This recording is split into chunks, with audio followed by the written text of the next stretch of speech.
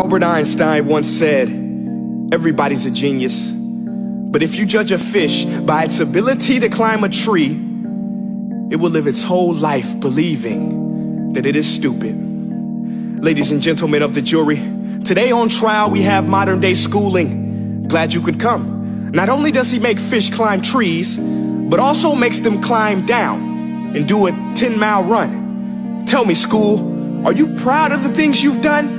Turning millions of people into robots, do you find that fun? Do you realize how many kids relate to that fish?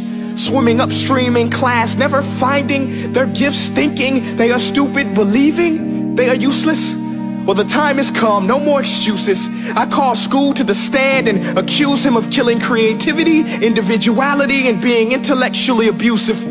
He's an ancient institution that has outlived his usage. So, Your Honor, this concludes my opening statement, and if I may present the evidence of my case, I will prove it. Proceed. Exhibit A. Here's a modern day phone. Recognize it? Here's a phone from 150 years ago. Big difference, right? Stay with me. Here's a car from today, and here's a car from 150 years ago. Big difference, right? Well, get this. Here's a classroom of today, and here's a class we used 150 years ago. Now, ain't that a shame? In literally more than a century, nothing has changed. Yet you claim to prepare students for the future? But with evidence like that, I must ask, do you prepare students for the future or the past? I did a background check on you and let the record show that you were made to train people to work in factories, which explains why you put students in straight rows, nice and neat, tell them sit still, raise your hand if you want to speak, give them a short break to eat, and for 8 hours a day tell them what to think. Oh, and make them compete to get an A. A letter which determines product quality, hence grade A of meat.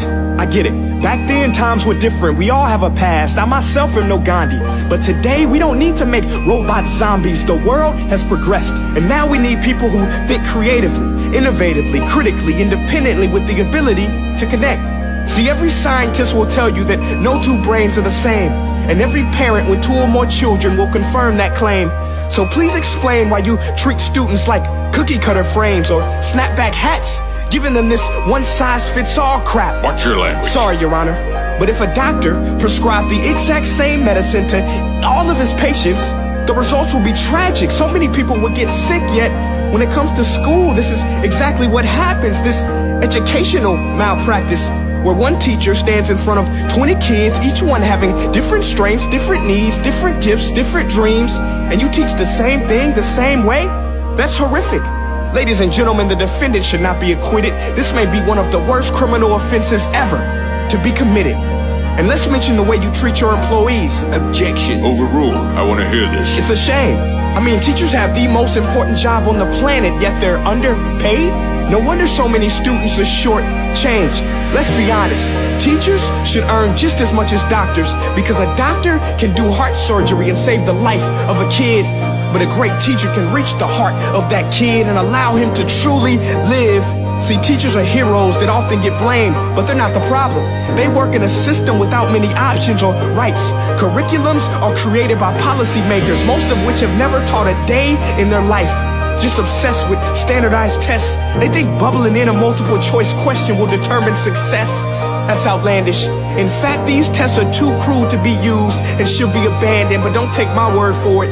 Take Frederick J. Kelly, the man who invented standardized testing, who said, and I quote, "These tests are too cruel to be used and should be abandoned." Ladies and gentlemen of the jury, if we continue down this road, the results will be lethal. I don't have much faith in school, but I do have faith in people. And if we can customize healthcare, cars, and Facebook pages, then it is our duty to do the same for education, to upgrade it, change it, do away with school spirit, because that's useless. Unless we're working to bring the spirit out of each and every student, that should be our task. No more Common Core. Instead, let's reach the core of every heart in every class. Sure, math is important, but no more than art or dance. Let's give every gift an equal chance. I know this sounds like a dream, but countries like Finland are doing impressive things. They have shorter school days, teachers make a decent wage, homework is non-existent, and they focus on collaboration instead of competition. But here's the kicker, boys and girls. Their educational system outperforms every other country in the world. Other places like Singapore are succeeding rapidly. Schools like Montessori, programs like Khan Academy. There is no single solution, but let's get moving. Because while students may be 20% of our population, they are 100% of our future. So let's attend to their dreams, and there's no telling what we can achieve. This is a world in which I believe, a world where fish are no longer forced to climb trees. I'll rest my case.